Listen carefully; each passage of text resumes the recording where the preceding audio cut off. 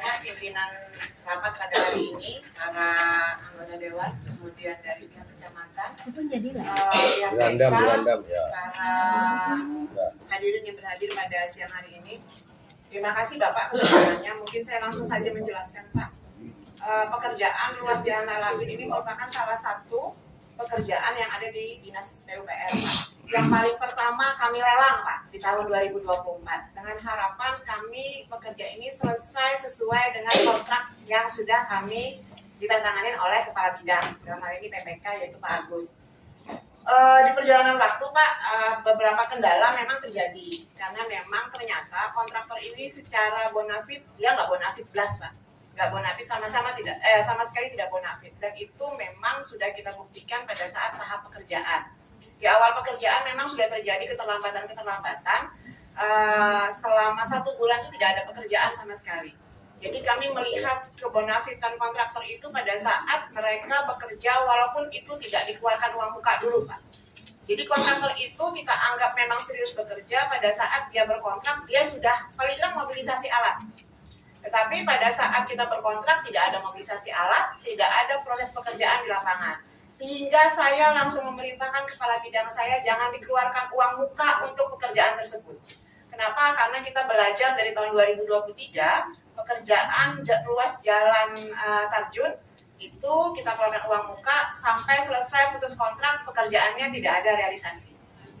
Untuk berjaga-jaga, akhirnya kami tidak mengeluarkan uang muka untuk pekerjaan tersebut. Karena kami melihat kontraktornya sepertinya tidak punya keinginan kuat untuk pekerjaan tersebut. Di perjalanan mereka mulai melakukan pekerjaan, mobilisasi alat dan lain-lain, tetapi memang progresnya memang lambat Pak. Progresnya lambat. Kemudian juga beberapa kali kami dapat informasi teguran ke mereka, pemasangan precast itu tidak sesuai dengan apa yang kami minta di RAB, yang kami minta di analis. Termasuk kita reject ya Pak Agus ya. Beberapa kita reject, kemudian batu pun material kita reject. Jadi kami bekerja Pak sesuai dengan apa yang ada di perencanaan. Precast kita minta mutu kualitas sekian, itulah yang kita minta untuk dipasang. Pada saat mutunya memang belum masuk, tidak ada surat atau sertifikat dari perusahaan yang mengeluarkan precast, maka itu tidak akan kita bayarkan. Kemudian material juga seperti itu. Nah, pekerjaan Lalapin itu merupakan pekerjaan, kenapa tadi sama PPD dibilang kok berbeda harganya dengan berbeda kualitasnya dengan yang jalan Hampang Malangkayan. Sebenarnya sama Pak, kita perencanaan sama-sama pakai 2 lapis aspal. Tetapi di Lalapin itu tidak selesai dikerjakan. Jadi cuma 1 lapis saja yang sekarang dikerjakan. Itulah yang mengakibatkan kualitasnya akan berbeda dengan di Hampang dan Malangkayan. Secara kualitas pekerjaan harusnya sama, karena sama-sama 2 lapis. Tapi karena diputus kontrak, akhirnya mereka cuma mengerjakan di 1 lapis aspal saja. Kalau material, kami sebelum mereka melakukan pekerjaan, itu biasanya kita melakukan minta dulu data material. Kalau memang itu hasil dari laboratorium masuk, itu kita perbolehkan untuk menghampar, maupun LPB ataupun LPA. Kalau memang tidak masuk, biasanya kita reject. Terakhir, mereka mengajukan pembayaran di angka 77,82%. Realisasi yang menurut mereka ada di lapangan. Tetapi kami tidak langsung mengiyakan pembayaran sebesar itu. Kawan-kawan, saya perintahkan untuk turun ke lapangan, cek dulu kualitas pekerjaan mereka. Benar nggak sebesar 77,82%?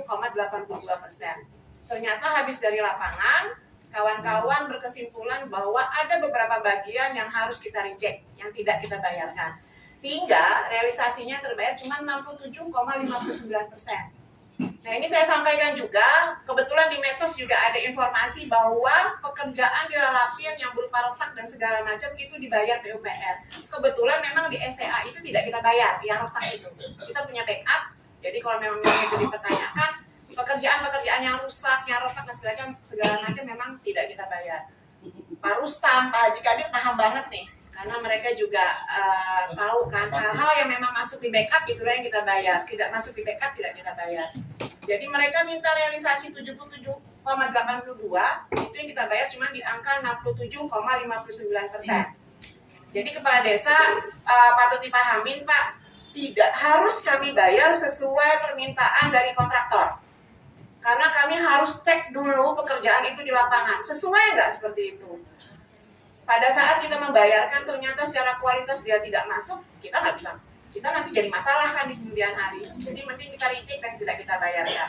Itu pun biasanya pasti kita komunikasikan dengan kawan-kawan konsultan, dengan kontraktornya sendiri. Sehingga akhirnya kita bayarkan di 67,59%, ada selisih 10,23% yang kita bayarkan. Kemudian perlu saya sampaikan juga, kami berkontraknya dengan kontraktor, Pak. Tidak dengan masyarakat. Jadi, apabila ada tagihan terkait masalah material, batu, bla bla dan segala macam, itu antara masyarakat dengan pihak kontraktor. Secara kewajiban, kami sudah membayarkan ke pihak kontraktor sebesar 67,59%. Di tanggal 31 Desember, memang pihak pelaksana, kontraktor, kemudian subkonnya, Pak, kebetulan mereka itu meminta orang lain untuk mengerjakan, itu ribut di kantor. Dan saya diminta menjadi mediasi. Apa yang saya jadi mediasi, Pak? Karena saya cuma berkontrak dengan kontraktor, bukan dengan subkonnya.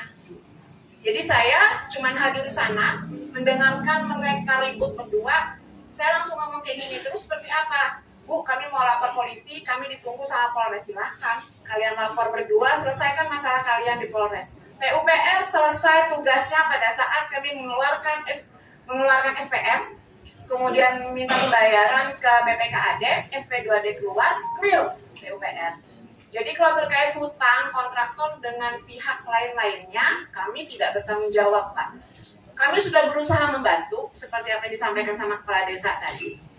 Kami sudah mencoba untuk mengkomunikasikan terkait SP2D ya Pak Agus ya. Pada saat SP2D itu keluar dari BPKAD, kami sampaikan Pak ke pihak subkon pelaksana lapangannya bahwa SP2D-nya keluar. Silahkan kalian berurusan dengan pihak kontraktor. Kalau kami sampai ngurusin masalah utang orang minta bayarkan, kami masalah Pak.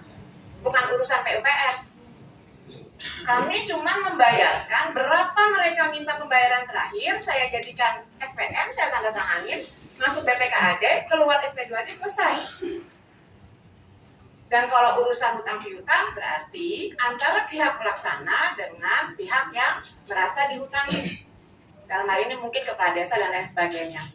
Waktu itu memang disampaikan seperti itu Pak. Saya bilang silakan berhubungan langsung. Saya tidak mau ikut-ikutan terkait hutang piutang. Nah, kemudian itu disampaikan juga sama kepala desa. Dijanjikan 1 kilo sekian untuk dikerjakan. Kami tidak bisa masukkan itu Pak. Ternyata setelah kami cek itu bukan jalan kabupaten. Pada saat bukan jalan kabupaten kami masukkan di anggaran PUPR, pasti nanti juga akan jadi masalah temuan BPK.